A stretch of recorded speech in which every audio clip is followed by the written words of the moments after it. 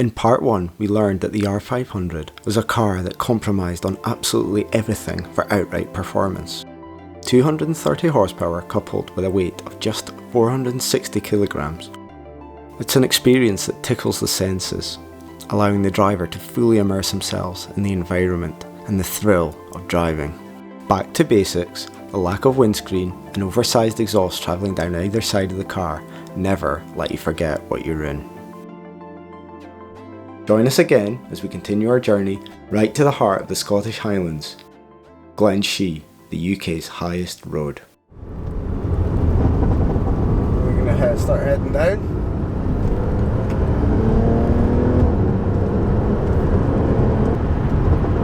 Just going to take our time on this, it's just too wet to push on.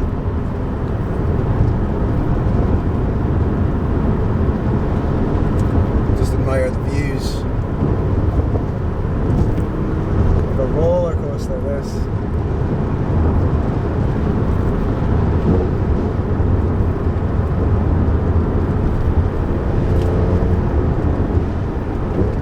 My ears are popped as well. It's better.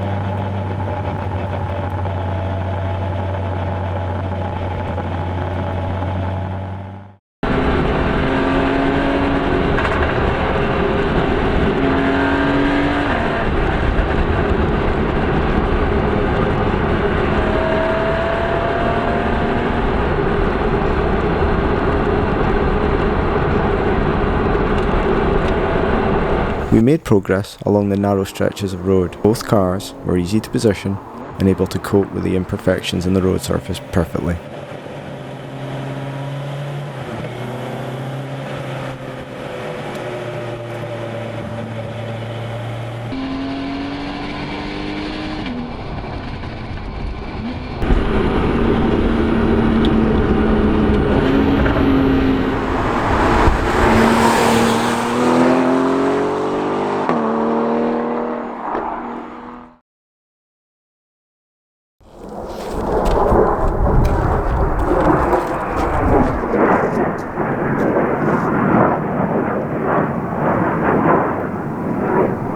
We stopped at the Glenlivet estate. They're here, they make the awesome whiskey. I love that thing, by the way, it's a great car. Joe, you're right, man. It's the 1.8K series on this, right? Yeah. Well, it's tuned. 1.8K series, Minster from stock, sealed. 230 brake out the box. And I don't know what it actually develops today. And what does it weigh? 414 Yeah. kgs dry. More than half lighter than mine. Which stands to reason, because it doesn't have anything to it. And the reason it doesn't have a windscreen then is just because it's the race spec, it's the Superlight R500. Yeah, I think when you were speccing these out the box, this was 1999, the order was placed. This is I'm the third owner, but the original spec was exactly as is. It has been changed since, but this is where I end up going to a car show and then telling me what had been changed on it, from the front coilovers Penske to different ARBs, and then had a good look through the history of the car and had its rebuild and refresh in 2011. Yeah. The engine was rebuilt, and it's supposed to be rebuilt every few thousand, is it? Yeah. 5,000. Yeah. Depending on the use, if it's used heavily on track, then it stands to reason more. But for the kind of road use, fast road use that we use it for, then when I bought it, it had 7.8, and now it's just ticked over 9. Over 9, which for for a 2000 car on an X plate says it all, isn't particularly much, but it's not how many miles you do, it's the kind of miles that you enjoy doing. Yeah, exactly. And actually if you do 70 miles of really good fun driving, then it makes it better. Yeah.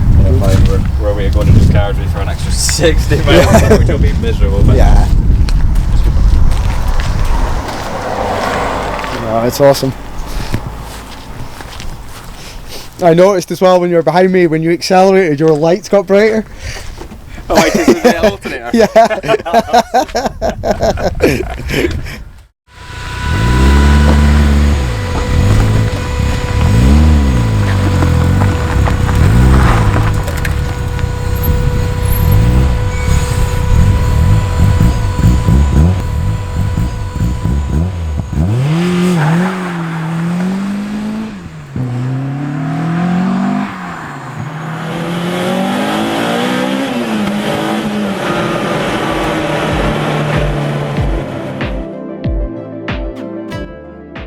We continued through the remote and quiet glen along General Wade's old military road. Our route would take us away from it, but we could rejoin and tackle Glen She from the south instead.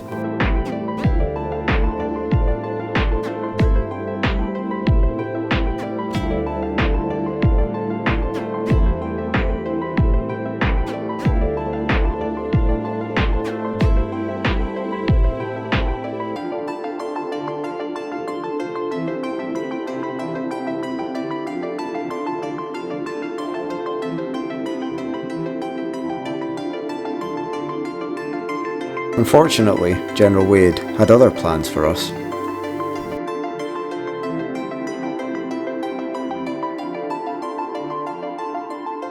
Sadly, in the middle of nowhere, the Porsche started to sound like this.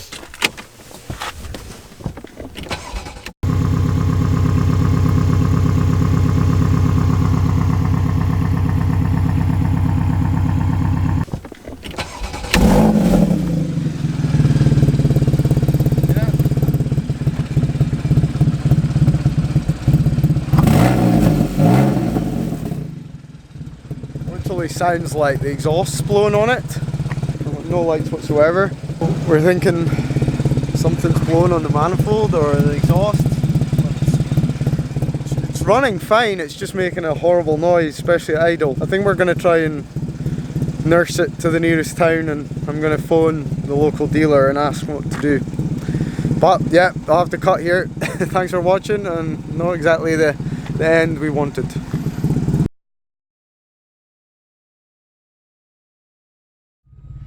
Oh man. Oh my. He's raging.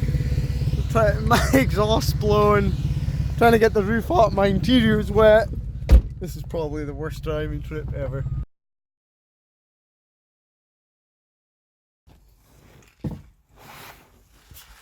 Here's the culprit.